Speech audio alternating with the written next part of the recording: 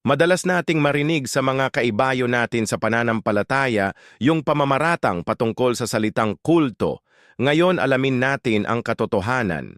Saan nga ba nagmula ang ilan sa tradisyon ng Iglesia Katolika? Totoo nga bang sila ay tunay na Kristiyano o makapagano? Pakinggan ninyo ang aklat ni Lahey na pinamagatang Revelation sa pahina 231 hanggang 230.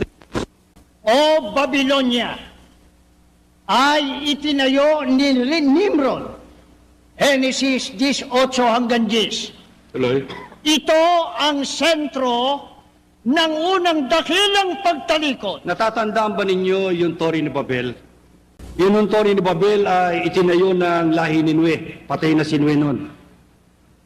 Ang utos ng Diyos sa lahi ni Nue ay kinakailangan sila ay kumalat sa buong sanglibutan. Pero yung lahi ni Nue ay ayaw.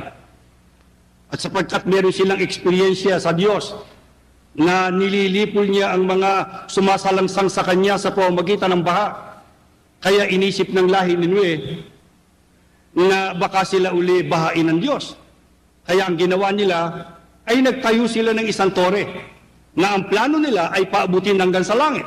Siguro iniisip ng lahi ni Nue, kung babaha at tayo naroon sa tore, nakarating tayo sa langit at bumaha hanggang langit, pati ang Diyos ay mababaha. Yun po ang kapilyuhan ng lahi ni Nue. Ang sabi ng binabasa natin ngayon ay sentro ng unang dakilang pagtalikod.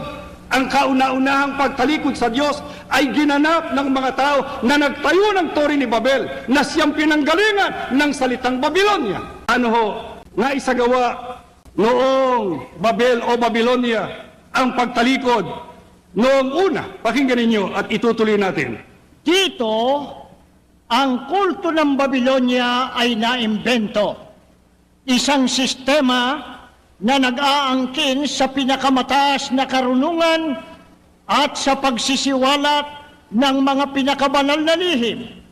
Bago ang isang kaanib ay tanggapin, ay kinakailangan muna niyang magkumpisal sa pare. Ang pare sa gayon ay nailalagay siya sa kapangyarihan nito. Yan po ay ginagawa ng unang Babylonia na siyang sistema ng unang pagtalikod. Pero sino ho nagmanan niyang sistemang yan na papagkumpisalin ng mga tao sa mga pare nila? Ituloy mo. Ito ang sekreto ng kapangyarihan ng mga pare ng Iglesia Katolika Romana ngayon. Sa makatwid ang nagsasagawa ho ng unang kulto ng Babylonia na magkumpisal ang mga miyembro para mahawakan sila sa kapangyarihan ng mga pinagkukumpisalan nilang mga pare ay isinasagawa ngayon ng mga pari ng Iglesia Katolika Apostolika Romana. Ang itinatanong ko, paano napasalin sa Iglesia Katolika ang sistemang ito ng kulto ng matandang Babylonia na siyang nagsagawa ng unang pagtalikod? Ituloy natin. Sa gayon, ang unang emperador Romano ang naging pinuno ng pagkaparing Babylonia at ang Roma ang kahalili ng Babylonia. Ang emperador ng Roma ay nagpatuloy sa paggamit sa katungkulan ng pinakamataas na pontipice hanggang 376 AD nang si Emperador Graciano sa mga kadahilan ng Kristiyano ay tinanggihan ito. Tuloy. Ang obispo ng Iglesia Katolika sa Roma, si Damascus, ang siyang nahalal sa posisyon. Siya ay obispo na ng may 12 taon.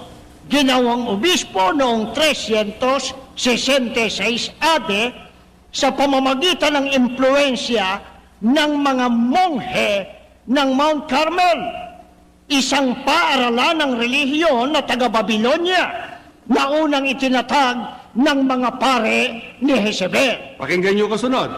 Kaya noong 378 AD, ang pinuno ng Orde ng Babylonia ay naging pinuno ng Iglesia Romana. Nasalin. Primero ho ay nasalin muna sa mga emperador ng Roma. Pero mayroong isang emperador, si Graciano, ayaw nang tanggapin yung pagiging mataas na pontipice ng kulto ng Babylonia. Sino ho ang pinagsalinan o obispo ng Iglesia Katolika na si Damasco. Kaya noong 378, ang pinuno ng Orden ng Babylonia ay napasalin sa pinuno ng Iglesia Romana. Ano ho nangyari?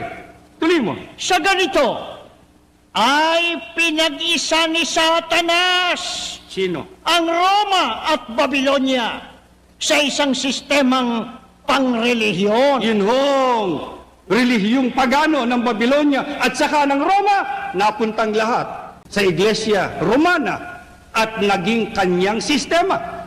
Ano ang ibinunga sa Iglesia Katolika? Anong nakita sa Iglesia Katolika nang masalin sa kanya ang kulto ng Babylonia na kanyang minana sa mga emperador ng Roma? Eto na.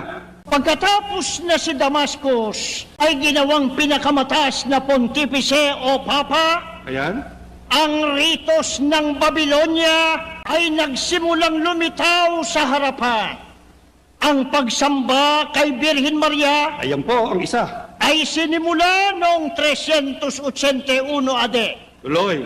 Lahat ng mga tanyag na kapistahan ng Iglesia Katolika Romana ay nagmula sa Babylonia. Halimbawa, Ang Easter ay hindi Kristiyanong pangalan. Ito ay nangangahulugang Istar, isa sa mga titulo ng reyna ng langit ng Babylonia, na kung saan ang gayong pagsamba na ginawa ng mga anak ni Israel ay kasuklam-suklam sa paningin ng Diyos.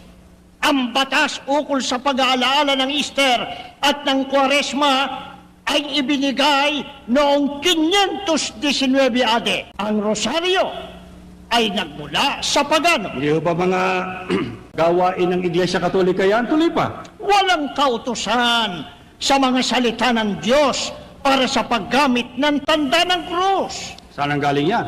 Ito ay nagmula sa mistikong tao ng mga Kaldeo at Ehipsyo. Ito ay galing mula sa titik Te, ang simula ng pangalang Tamus, at ginamit sa mga misteryo ng Babylonia para sa makamahikong hangarin na ginamit din ngayon ng Iglesia Romana.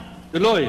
Ang pagbabawal ng pag-aasawa sa pare, celibacy, ang tonsura, Alam ba niyo yung tonsura? Yun hong dinapuan daw ng Espiritu Santo yun eh. Yun ho bang ukit sa ulo ng pare? Pero alam ko ay dinapuan ng labahan ng barberyo. Alam niyo kung saan nakuha yung tonsura? Ang tonsura. Ang tonsura, ukit na pabilog sa ulo ng mga pari, at ang orde ng mga monghe at madre ay walang kautusan o kapangyarihang mula sa banal na kasulatan. Ang mga madre ay imitasyon lamang sa mga banal na birhen ng paganong Kaya Roma. ang Iglesia Katolika ho ay hindi Kristiyano. Nagpapanggap na Kristiyano. Kaya nga, ang tawag nila sa kanilang sarili, Katoliko. Katoliko Romano.